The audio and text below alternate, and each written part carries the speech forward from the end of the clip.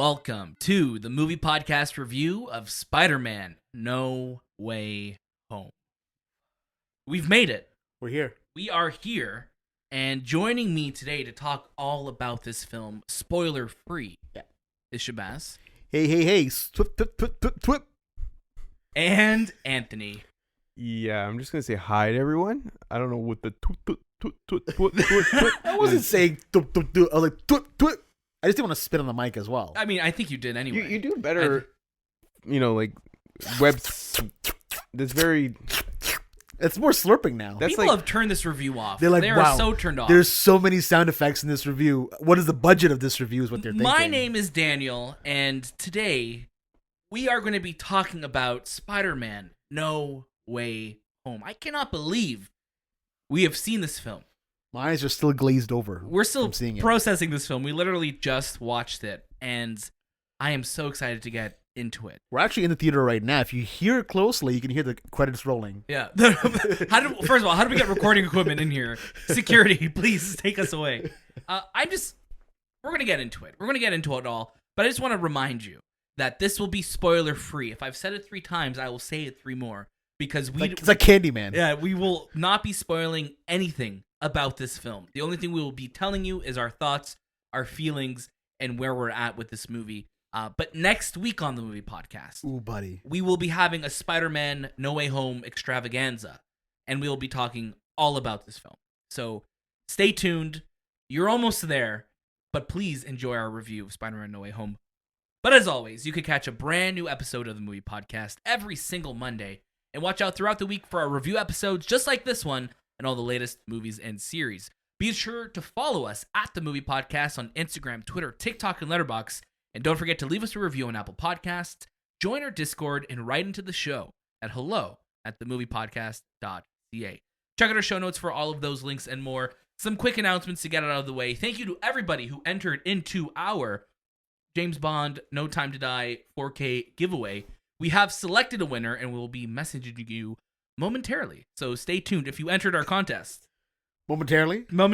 So we haven't messaged them yet. We haven't messaged them yet, but by the time they're listening to this review, maybe we have. Oh, wow. See? Time travel, Shay. Time travel. Multiverse. Other than that, there are some great reviews that you could listen to on the movie podcast feed right now. If you want to hear what we've been watching, hear what we've been up to, you could catch our recaps of It's Always Sunny in Philadelphia. You could catch our interview with Todd McFarlane, or you could even listen to our interview with David Alvarez, who plays Bernardo in Steven Spielberg's West Side Story. But today is all about one movie, and that movie is Spider-Man No Way Home. This film is directed by Jon Watts and stars Tom Holland as Peter Parker, also known as Spider-Man, as it was revealed at the end of the last film. This movie also has Zendaya, Benedict Cumberbatch, Jacob Batalon, Jon Favreau, and Marisa Tomei. Spider-Man No Way Home releases theatrically December 17th, and I want to say thank you to our friends at Sony Pictures Canada for inviting us to watch this film. Now, Anthony, I would love if you could give us a synopsis for this film. For the first time in cinematic history of Spider-Man, our friendly neighborhood hero is unmasked and no longer able to separate his normal life from the high stakes of being a superhero. When he asks for help from Doctor Strange, the stakes become even more dangerous, forcing him to discover what it truly means to be a Spider-Man. Now, Shay, like I said at the top of the show multiple times, this is our spoiler-free review. Yes. This is the movie podcast spoiler-free review of Spider-Man No Way Home. It's a circle of trust. Circle of trust. There will be no spoilers from us, but I would love for your honesty on where you were going into this film, how you're feeling watching it, and now being removed from it for about an hour and a little bit. Where are you with it? Look, when it comes to Spider-Man, especially the Jon Watts trilogy, we've gotten some banger films. Like, I absolutely loved Homecoming, and Far From Home was one of those movies that grew on me. I really love that movie now. So going into this one, I was nervous because this is the third film. You have a lot of interesting villains that have already been, confirmed that are coming into this movie. And the more chefs in the kitchen, the messier the movie can get. But I'll put my foot in my mouth. I'll put the spiders in my house. I don't like it. Is that not a term? I don't think it's a term. We'll stop it right now. Put the spider in my mouth? That's what I thought you were going with. I'll put a spider in my mouth. I was wrong. This movie kicked so much ass. It kicked so much ass. Like it was unbelievable as to the feelings this movie kind of gave to me. There was emotional moments, there was just nostalgia, there was everything. Just seeing those villains kind of pop up, seeing Alfred Molina, seeing Willem Dafoe just took me right back to my childhood.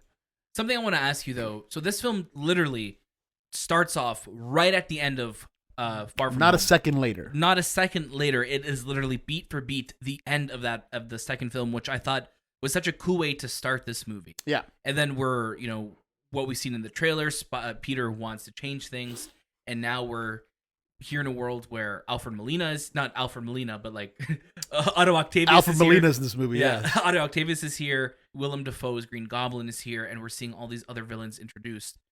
We've had a Spider-Man third film before, where we had a lot of villains. How did you think it balanced the villains in this movie? I think the best part about this movie is that John Watts was able to perform a circus act with balancing these villains. And one of the things that I said in the beginning when we were driving home was, a lot of the legwork was done for these villains in terms of their backstories, their origins was already done in these previous films. So kind of going into this, you don't have to worry about all of that weight. But I think even if you were to go in this movie not knowing anything previously from the Spider-Man films, you'll still be able to get it. There's enough in this movie to kind of let you know you're not missing out on the previous films. It'd be nice to go back and watch them to kind of know what's happening in this one, but it doesn't rely on them. And that's what I really liked. What this film does, I think, really well, too, is that it makes me appreciate the villains from the other films even a little bit more. Even with the Andrew Garfield films. Like, I'm going back and I'm like, man, like, should I go back and then rewatch Amazing Spider-Man 2 now? And just like... Well, we just did. And... still not good. Still not the greatest film, but there is a lot of good in it. But what they've done with this movie, with Electro, with even the Lizard, that course correction that the MCU is known for, is full and present in this movie. Just like what Endgame did for like Thor: The Dark World, and some other like weaker entries in the MCU, they've managed to make these films even better. Age of Ultron is the other one I was thinking. Yes, of. Anthony, you have been the silent spider in the corner there for a little while.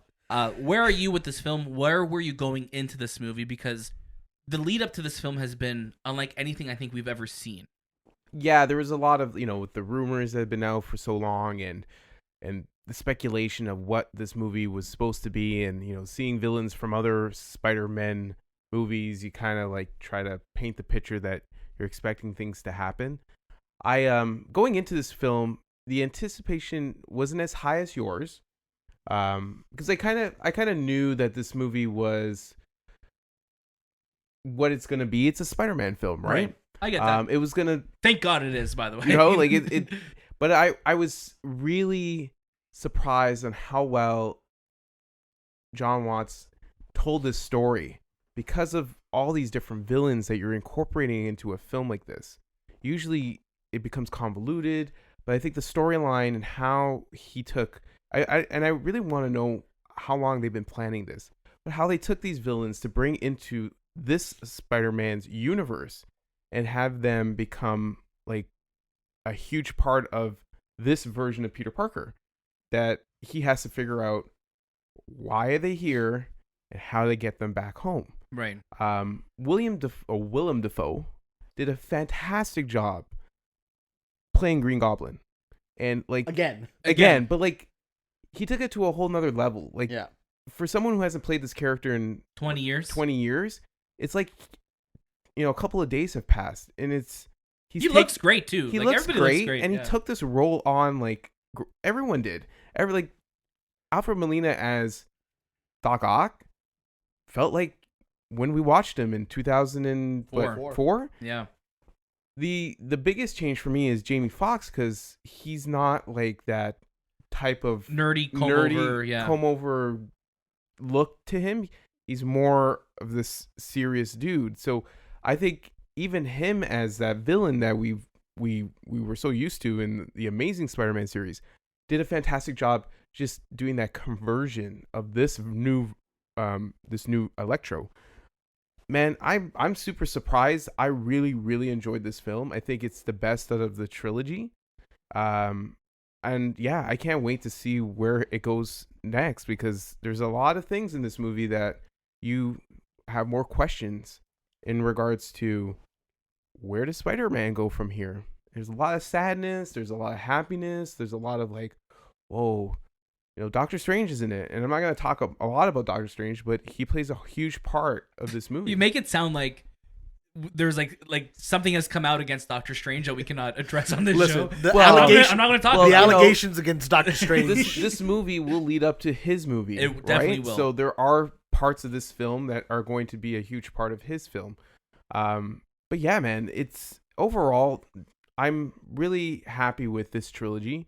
I like if I were to take all the Spider-Man films I've ever watched, this is top 1, top 2. I'm not too sure because I really like Spider-Man 2, for Tobey Maguire's Spider-Man.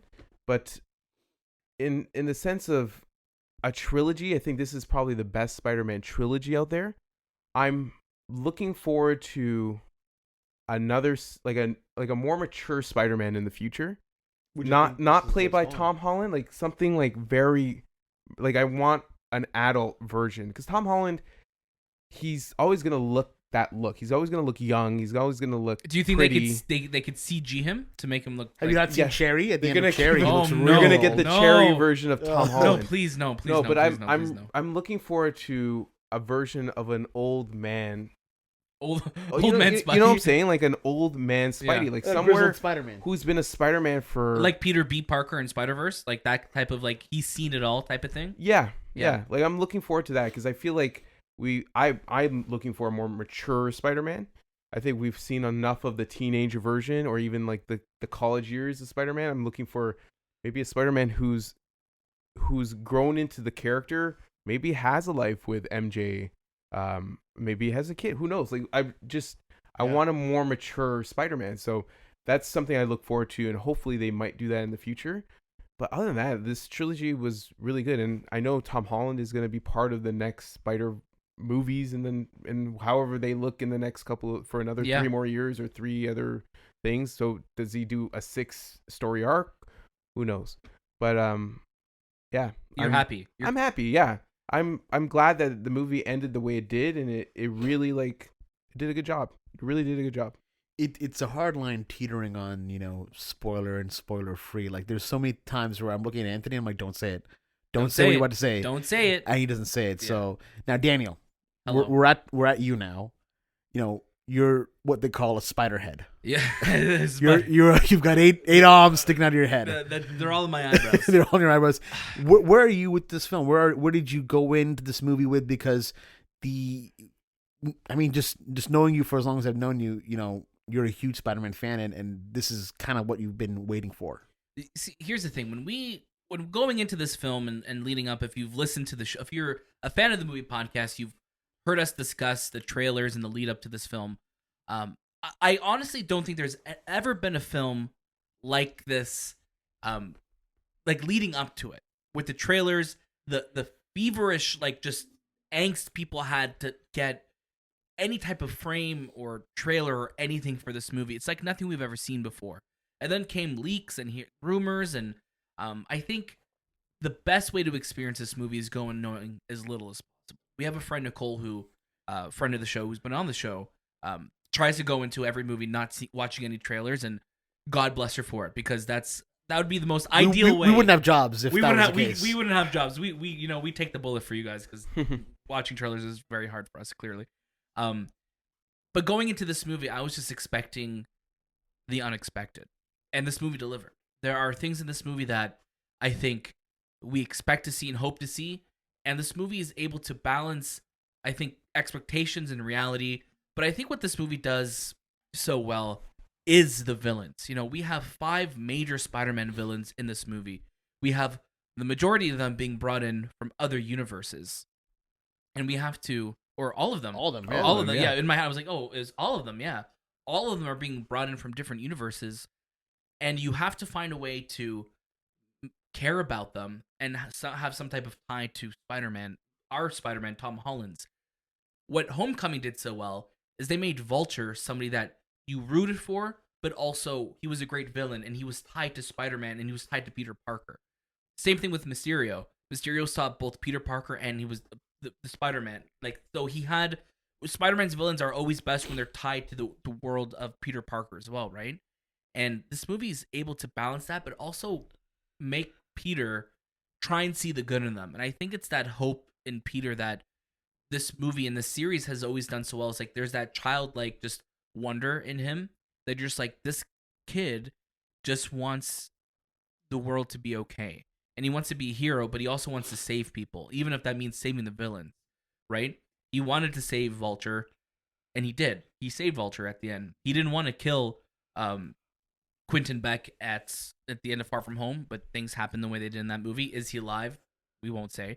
But this movie, his main priority is trying to save these characters, and I think this is where it succeeds so much, and it balances, you know, the villain story, but also balances Peter trying to figure out his life and trying to figure out how he could live a life with Ned and MJ and go to school and be a normal kid, but also have the whole world know who he is, right? And I was just loving all of that because it was those type of character moments that I think Homecoming and Far From Home did so well, where it's just like, I'm a normal kid, but I'm also Spider-Man. And then in this movie, it's like, I'm a normal kid, I want to be a normal kid, but now the whole world knows I'm Spider-Man. Yeah. And introducing Doctor Strange into it, and then seeing where this movie goes was such a roller coaster, but man, like, what a ride it was. And there's just moments throughout that I think I had just the biggest, stupidest smile on my face because it's just so well done. And again, it's one of those things that I don't understand. And we were talking on the way home, like, how long was this in the works for? Like, was this always the end goal? Did they always want to kind of go down this route? Because this movie just is a balancing act. It's a circus trick, like you were saying, Shay. Like, it just does such a good job of knowing what it is, balancing that, but also setting up where the series could go for another trilogy. Because I really do think and hope that the best stories are still to come. And I'm just so amazed that this movie exists. I'm so happy it exists, and I cannot wait to watch it again. There are plenty of surprises for those who feel like, oh, everything's been leaked. There are plenty of surprises. You've seen nothing. You really see nothing. Yeah. One thing I want to talk about is this trilogy, or this 3-set movie. This trilogy. You literally said trilogy and then corrected three yourself. Different ways you said it. Peter's decision making really showcases in these 3 movies, especially in this one. His decisions have a huge impact in what happens in this universe, in these 3 movies, especially in this last movie. Compared to the other ones, I felt like, you know, when you see Peter make a decision at the end of that film, you know, his decision and consequences, they're not really, they don't hurt him as much as they hurt him in this one. And Peter makes bad decisions, and that really showcases like him as a human and the consequences of his actions, right, and what it leads to. Because everything else, I guess maybe Amazing Spider-Man being, you know, that Gwen's death, and you know that version, that Andrew Garfield's Spider-Man breaking what's her name? Gwen Stacy? Gwen Stacy's back. I guess that's a decision, but like I feel like these decisions were super difficult for him. Yeah. I don't know if that makes without sense. saying too much, you know? Without saying too much. No, but it's true. Like, you're right. The consequences of his actions in this movie are actually, they're directly impacting. They actually anger me in a sense. Yes. Like it actually made me super mad that I was watching. I'm like, dude, what you don't get it. What are you doing? You're a kid. What are you doing? Like, he actually, he is a kid. And at the end of this movie, you're gonna be like, you chose that. You made this decision for yourself, and that I feel like that kind of like, it just makes me a little mad, and that's what makes this movie good. Because it evokes that emotion out of you, right? And here's the thing: I'm really excited. Like I said, we will be doing a full spoiler discussion on this film next week on the Movie Podcast, so look forward to that. But man, like, there is just so much. We didn't really even talk about the action in this movie because, again, I know we're trying to avoid spoilers, but there's some pretty incredible action sequences throughout this film. Oh yeah, that are moments that are, I think, we're going to be talking about for a very, very long time. Michael Giacchino's score as well too, Phenomenal.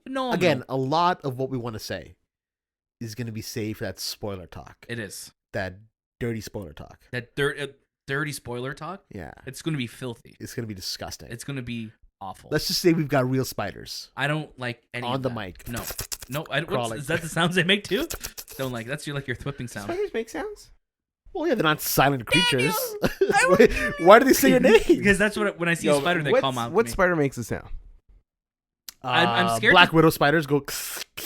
No, they don't. I'm scared. Yeah, we could YouTube it to see like spider sounds. I think there's a screaming spider.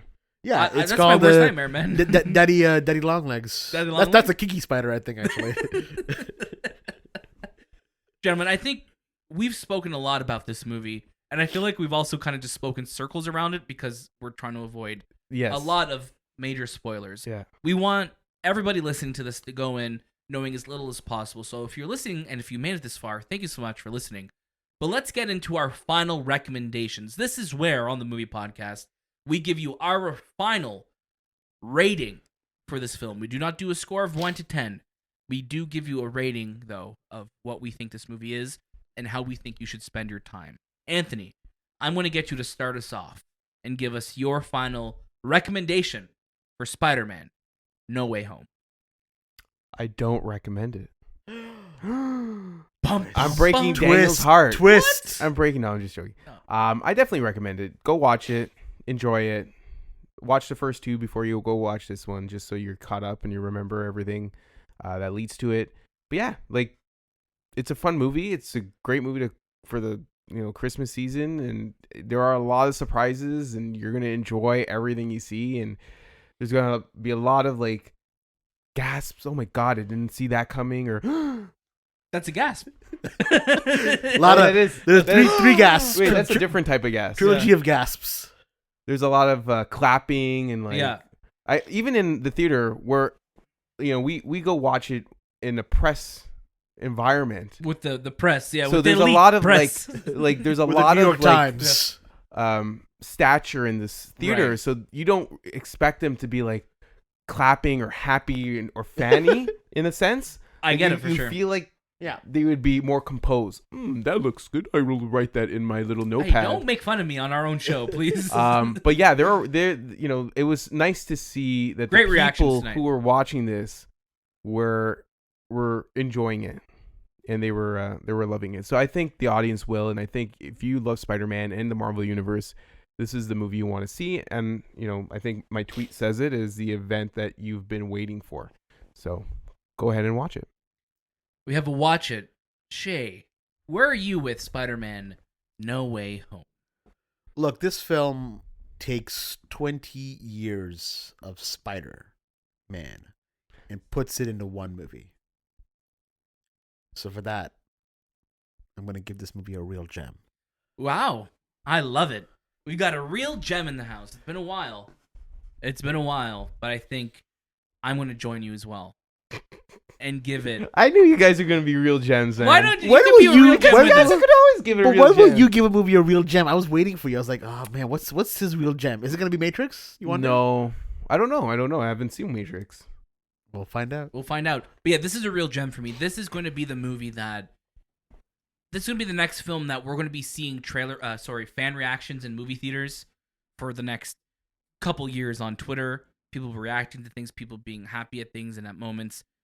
This is going to be the film that I think unites a lot of people in just happiness, and I can't wait to see what the world thinks of this movie, and I can't not wait for fans to watch it this week. So definitely a real gem for me. I cannot wait to watch it again. I think the only criticism I could offer this, and it wasn't anything that the film had any, it's not something that we could have really in our control, is that our theater, personally, the screen was a little dark, right? So if you're going to be watching this film, try and watch it in IMAX, try and watch it on a Dolby Theater, wherever you have a nice big screen, because you want to kind of take all of this movie in. Yeah. Because there is a lot of this movie to take A lot in. of color. And there's a lot of the movie takes place a lot at night too. Like you see it in the trailer. So our theater that we watched it in was super dark. So and you're watching in dark, it hurts the story because you want to watch it bright. Right. No, in dark, for sure. like, you know what I'm saying? Like, Yeah. So just be prepared for that. More of a warning that for those listening, if you typically have a movie theater that you go to and you're like, you know what, this screen is usually dark, maybe try and watch it in a different screen if you can. But thank you so much for listening to the movie podcast review of Spider-Man No Way Home. Don't forget, next week we will be doing a full-on spoiler discussion of this film on the movie podcast feed, so don't miss it. And you can catch a brand new episode of the movie podcast every single Monday. And watch out throughout the week for our review episodes just like this one and all the latest movies and series. You can also follow us at The Movie Podcast on Instagram, Twitter, TikTok, and Letterboxd. Check out our show notes for all of those links and more. That was this time with The Movie Podcast, and we'll see you next time.